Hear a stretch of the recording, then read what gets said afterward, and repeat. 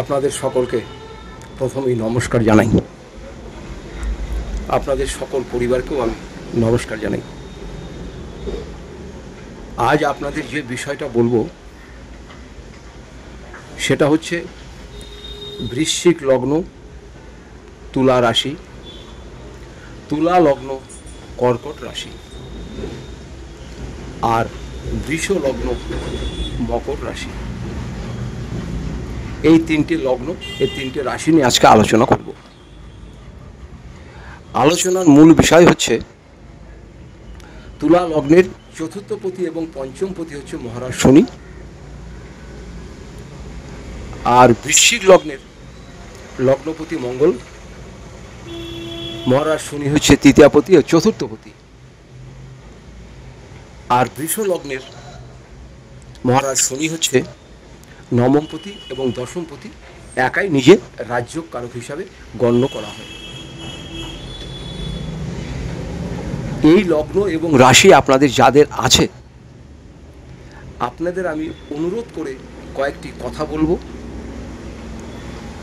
এবং হাত জোর করেও বলবো, আপনারা এই সময় মহারাজ শনি পরিবর্তন হয়েছে, এই সময় আপনারা কিন্তু যতটা পারবেন নিষ্ঠাভাবে চলবেন।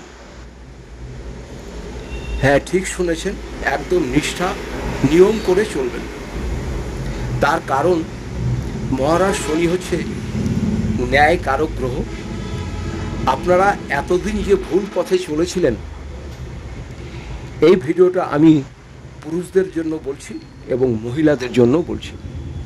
আপনারা যারা ভুল পথে চলেছিলেন, লোকের সঙ্গে ব্যবহার খারাপ করতেন, বাড়িতে মা বাবার সঙ্গে ব্যবহার খারাপ করতেন, নিজেকে খুব বড় মনে করতেন,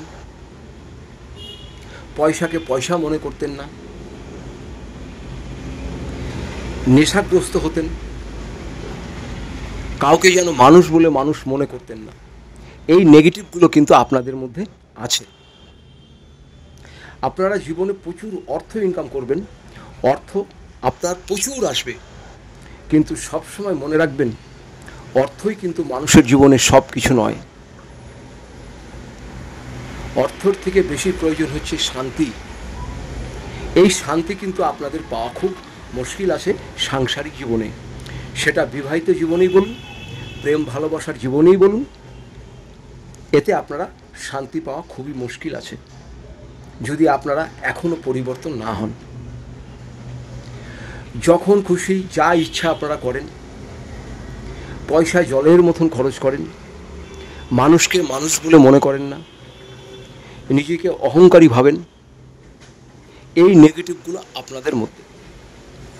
আপনারা অবশ্য দান ধ্যান করতে ভালোবাসেন, এই দান ধ্যান করেন বলেই কিন্তু আপনারা মোটামুটি বাজারে চলতে পারেন।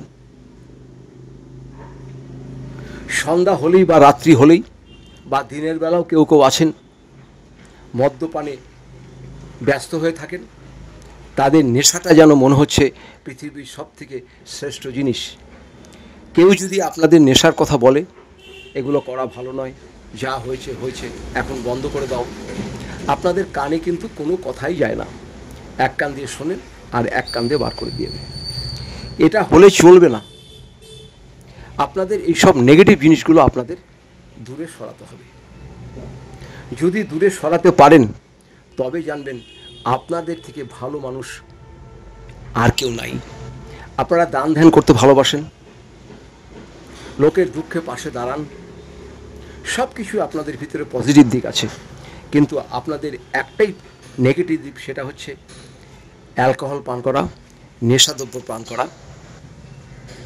মেয়েদের দ্বারা আপনার প্রতারিত হবেন, এবং মেয়েরাও যারা আছেন এই লগ্ন রাশি, আপনারা ছেলেদের দ্বারা প্রতারিত হবেন। ছেলেরা এরা মেয়েদের কাছে একদম যেন খেলনার পাত্র হবে। মেয়েরা এদেরকে নানা রকম ছলনায় এদেরকে বিভিন্ন কাজে ফাঁসাবে, সেদিকে আপনাদের লক্ষ্য রাখা দরকার।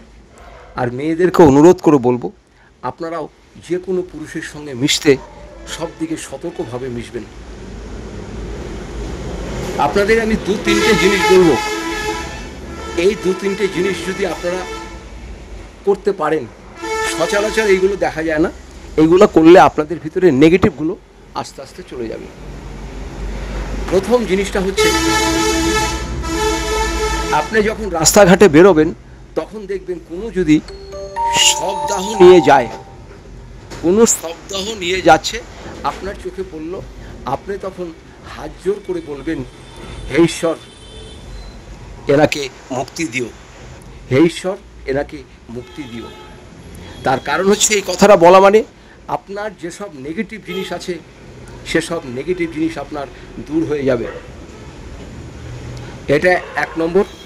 আর 2 নম্বর হচ্ছে, সকালবেলা ঘুম থেকে উঠে যাকে পারবেন, দেখার দরকার নেই, সে ভিখারি হতে পারে, মানুষ হতে পারে, রিক্সাওয়ালা হতে পারে, ভ্যানওয়ালাও হতে পারে, তাকে কিছু খাবার জন্য খাবার দিন, নতুবা কোনো পয়সা দিন, 10 টাকা দিন, 5 টাকা দিন, 20 টাকা দিন, 100 টাকা দিন, যেটা আপনার মনে চায় সেটা আপনি করবেন।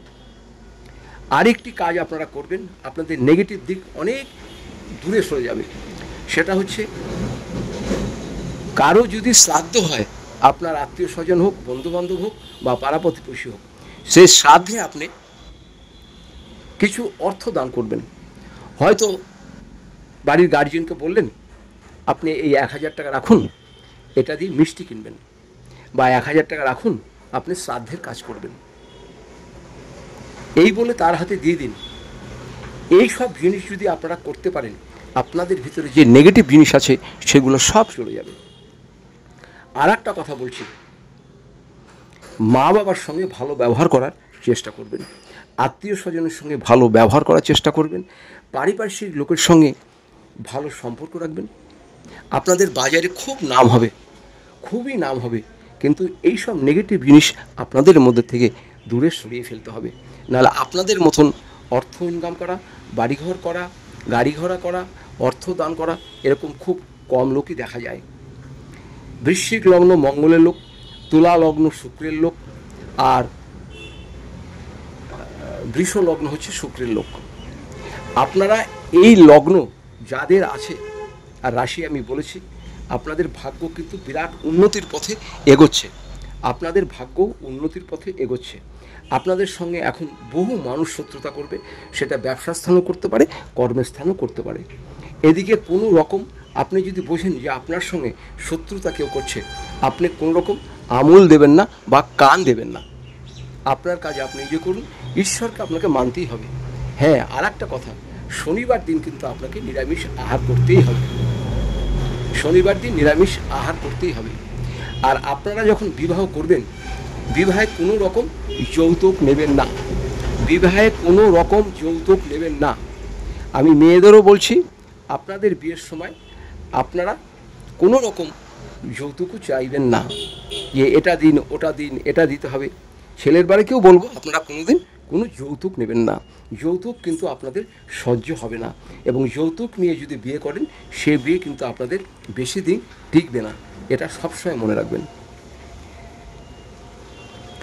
আপনারা মন্ত্রতন্ত্র বেশ ভালোই বিশ্বাস করেন, ঈশ্বর বিশ্বাস করবেন, ঈশ্বরকে একটু কম আপনারা বিশ্বাস করেন।